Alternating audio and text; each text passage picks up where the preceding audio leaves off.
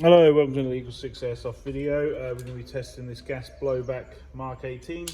This one has had the 9-ball tight ball barrel, the 9-ball hot rubber, and the 9-ball strike arm. It gives a little bit more lift on heavier ammos, because obviously gas blowback owners love to run heavier ammos on these. Obviously Mark 18, good fun getting the rails on and off on these, but we're pretty dialed in on that now. Yeah, just easy peasy now. So well, never easy peasy, is it? So, but we're certainly had a lot of practice at it now. Yeah, we're ready to test. I've just got a quick gas mag here, just to get it going.